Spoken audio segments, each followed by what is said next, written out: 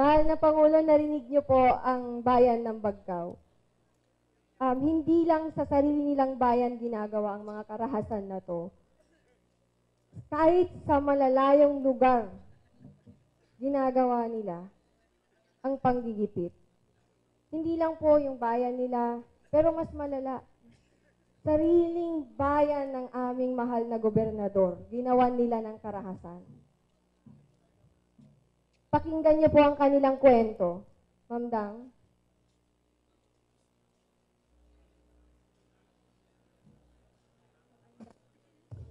Hello. Magandang hapon po sa ating lahat. Ako po si Criselda Dadang Antonio, ang Mayor-elect ng Bayan ng Alcala. Lumaki po ako sa Bayan ng Alcala at nakasaksi na rin ng maraming eleksyon. Bagamat maliit lang po ang aming bayan, maipagmamalaki naming maayos at tahimik ito. Kahit paman sa panahon ng eleksyon. Bagamat meron mga magkakatunggali sa politika, ngunit ito ay hanggang sa pagpapakilala sa sarili bilang kandidato upang may mapagpilian ang aming mga kababayan. Ngunit kailanman ay hindi ko po natandaan na nagkaroon ng insidente ng karahasan, pananakot o intimidasyon na nauugnay sa eleksyon. Nitong nakaraang halalan, nangyari po ang isang bagay na hindi namin inaasahan sa Alcala. At nakakasama po ng loob sa aming mga taga-Alcala na ang kaguluhang nangyari sa aming bayan ay gawa ng mga dayuhan. Nananahimik po kami, maayos ang aming bayan, maayos na inadadaos ang eleksyon. Ngunit nandito po ang isang pangkat, pumasok sa aming lugar at nagsimula ng intimidasyon at pananakot. Nandito po kami sa inyo upang idulong ang aming sama ng loob, sumbong at panawagan. Mahal na Presidente, sana po lawakan ninyo ang inyong paningin at pandinig dito po sa probinsya ng Cagayan. Tulad ng iba pong nagsalita kanina, kami rin po sa Alcala ay biktima ng pananakot ni Secretary Manuel Mamba. Nandito po ang aking mga kababayan, isasalaysay sa inyo kung paano ginulo at binastos ni Secretary Mamba ang mga Alcaleño.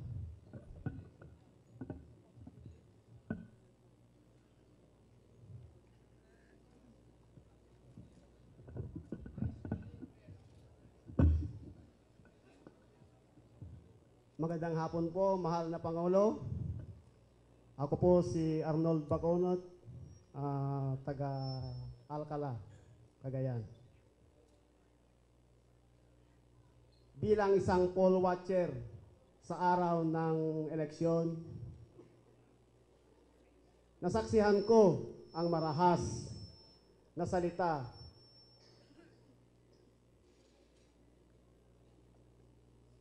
ng mga tauhan ni Manuel Mamba. Kasi may tatlong lalaki na sumisilip sa aming presinto at biglang pumasok ang isang lalaki at pinagsisigawan kami at pinagalitan kami. At ang sabi niya, "Hoy, watcher, bawal yung nakatayo ka na nakikita mo ang mga botante." Yan ang sabi niya. Tapos hinahanap niya sino ang chairman ninyo.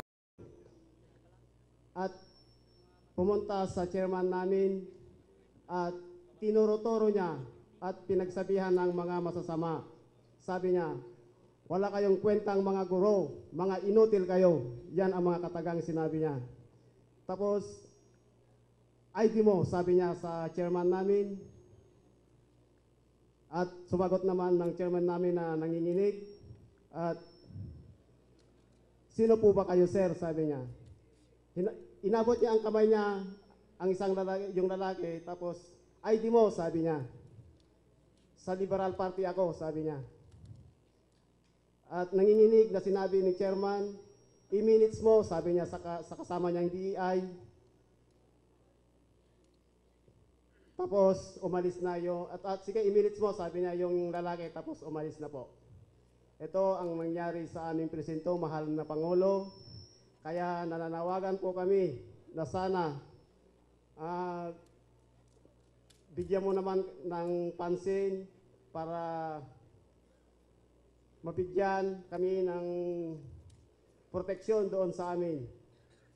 Yun lang po, mahal na Pangulo.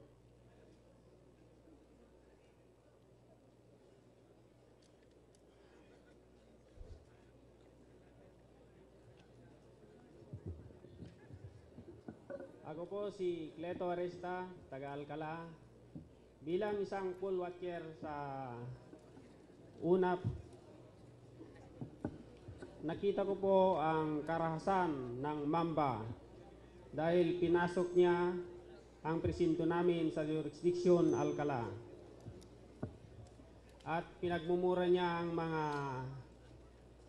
BEI namin doon na hindi makakain ng aso.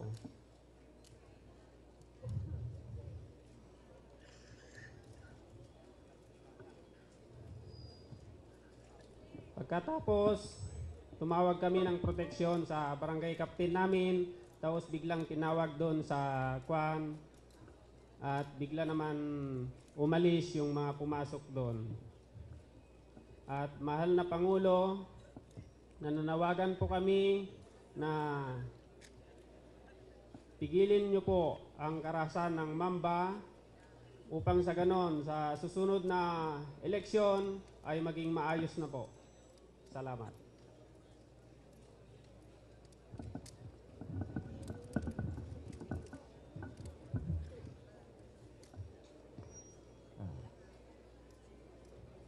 Magandang hapon po. Ako po ang kasalukuyang presidente ng Person with Disability sa Alcala po. Ngayong araw, mga Pangulo, isusumbong ko ang isa mong kabinete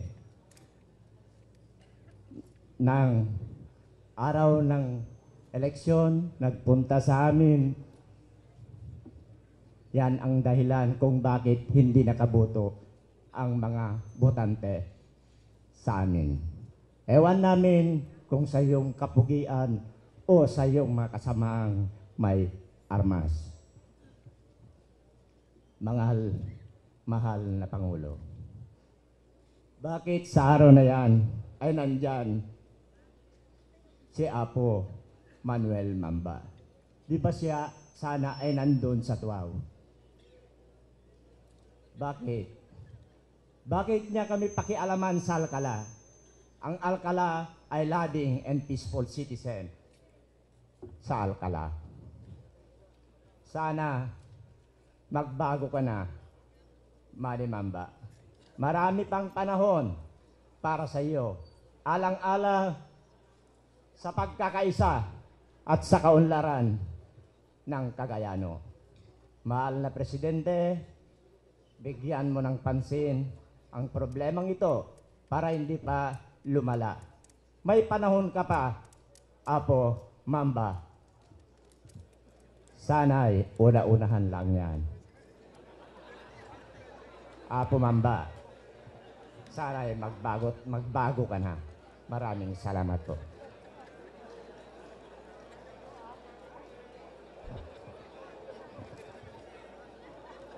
Hello. Maraming salamat po. Ako po si Gilbert Barulin ng bayan din ng Alcala. At nagpapasalamat po ako sa inyo dahil isang ordinaryong tao po ako at nabigyan ng pagkakataon na may parating sa ating punong presidente ang aming inahin at ang aming naranasan nung panahon ng eleksyon. Alam niyo po, isa ako sa libo-libong Cagayano na nasasaktan dahil sa paninira ng pamilya Mamba sa ating butihing Gobernador.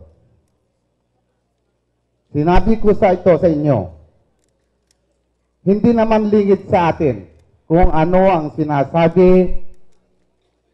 ni Manuel Mamba sa radyo. Sa tingin ko po, at sa tingin natin, ay sila ang hindi gumagawa ng maganda. Kaya nananawagan po kami, mahal na Presidente, na bigyan mo ng konting kaalaman ang inyong iniluklok sa inyong ahensya, na dapat hindi na kami guguluhin. Tama po yung sinabi ng aming tagapagsalita kanina, na may panahon siya. At nung panahon ng eleksyon, May 13, oras ng alas 2, kasalukuyan po ako nasa pila at biglang pumasok po ang tauhan ni Mamba. At itinulak po ako ng walang kadahilanan. Kaya naghari po sa aking puso ang pagaba at takot. At tamang-tama, tumawag po ako ng pulis. At narinig niya yung pagtawag ko ng pulis at bigla silang umalis. Kaya natatakot po ako, baka sa susunod na araw ay i-deadball din ako. Dahil alam namin na ang Mamba ay talagang matao. Kaya nananawagan po kami, mahal na Presidente, na sana bigyan mo ng aksyon at pakinggan mo ang munting kahilingan. Mahal na Presidente, maraming salamat po.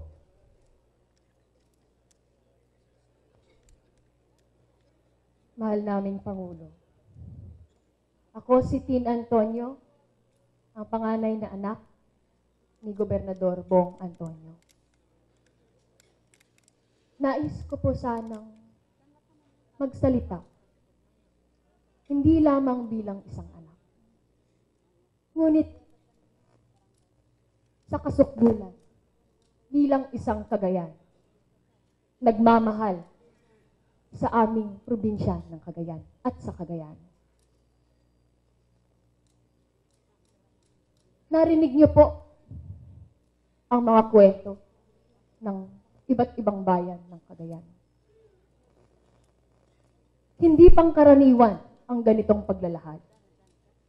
Dahil ang Cagayano matatag. Hindi kinakailangang sumandal o tumingin sa ibang tao para itayo ang kanyang sarili, ang kanyang paniniwala at ipinaglalaban. Subalit, umabot na sa punto kung saan bumubulwak na ang kalooban ng Cagayano.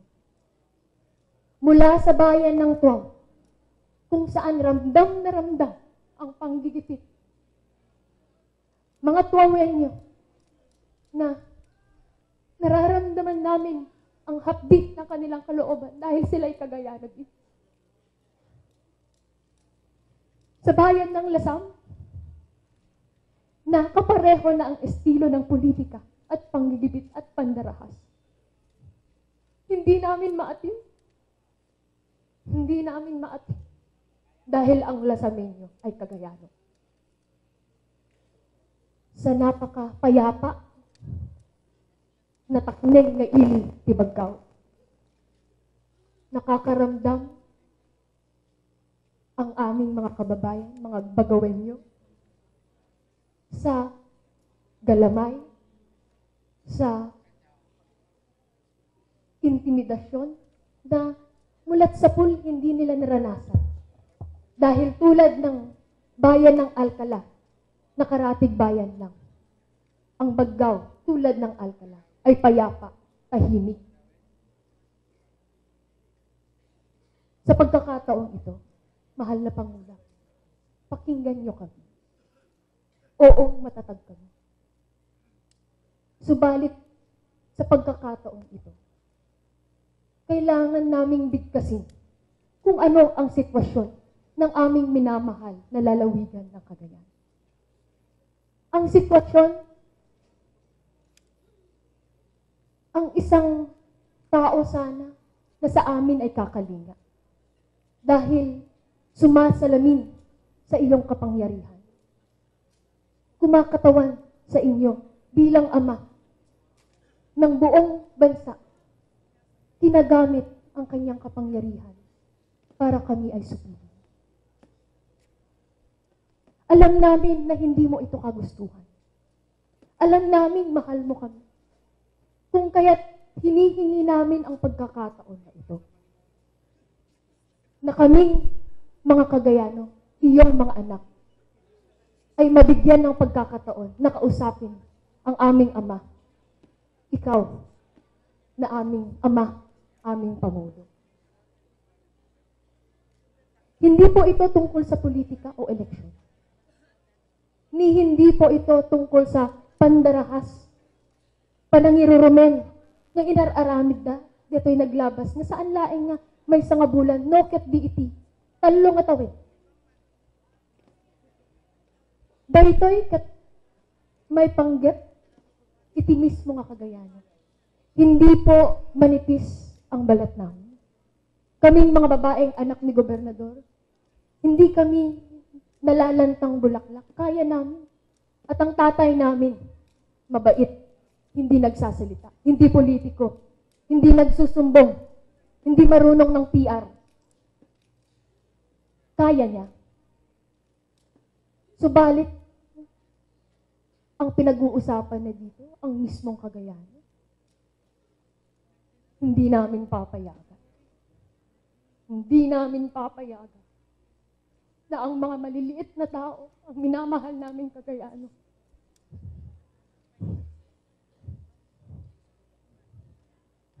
ay tinatapakan.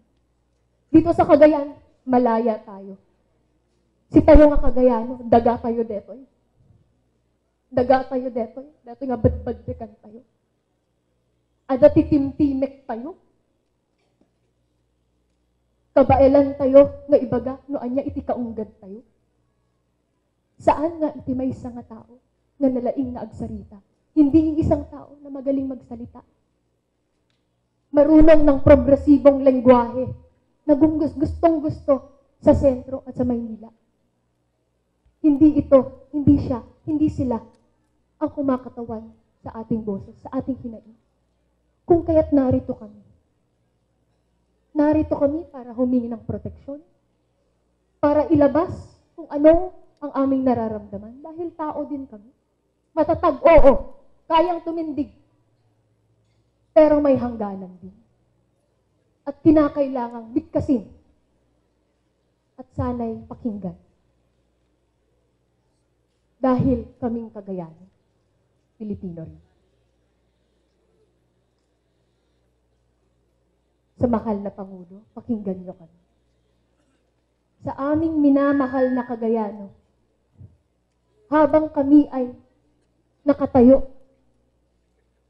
buhay, protektaran na kayo. Mas bale si kami. Dahil siguro ti saan nga maawatan, nagiti kritiko, ken kang runaan nagiti mamba. Nga dahito ket may panggap ti ayat. May panggap ti ayat, iti may nga lider, kadagiti tattao. Ken may panggap ti ayat, nagiti tattao, kadagiti nakatugaw nga lider, nga naimpapuswan nga agserserbi. Dayta ti hanga maawatan, iti mamba. Hanga politika, hanga eleksyon, ayat. Dayta laeng. Dayta laeng, iti idaton mi. Kanyayo, dayta iti idaton yo, kanyami. Kat dayta, iti idaton tayo, kani Apo Presidente. Naimbag na mali.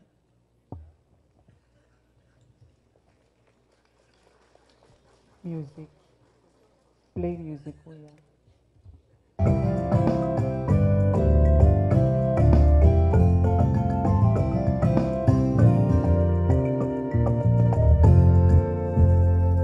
Kung kaya naman ngayon, ba't di natin tapusin? So at this point, we're going to have the candle lighting ceremony, which symbolizes the oneness and the unity of the Cagayanos Pagpabukas bago pa man mahuli for the common ang cause. lahat. Kung walang mamaya na, kung walang bukas na, kung walang bahala na, pagkakanya-kanya, tiyak na uunlad ka, tiyak na uunlad ka, tiyak na uunlad ka. Huwag iba uubaya sa swerte at malas ang kaginhawang ating hinahanap, ating kapalaran. Tayo ang gagawa sa isang hakbang na tiyak at tama. Kung walang mamaya na, kung walang bukas na, kung walang bahala na, pagkakanya-kanya, tiyak na uunlad ka, tiyak na uunlad ka, tiyak na uunlad ka, anak yal ka lang.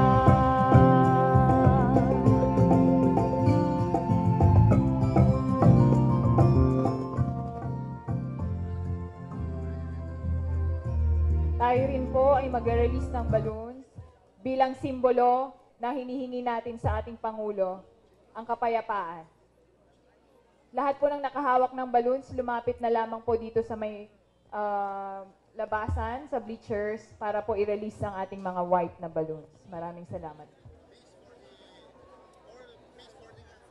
Lapit po kayo dito para mag-release po ng balloons.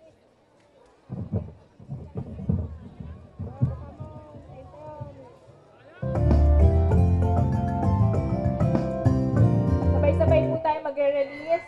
Antayin lang po natin yung iba. Sa sounds. Kung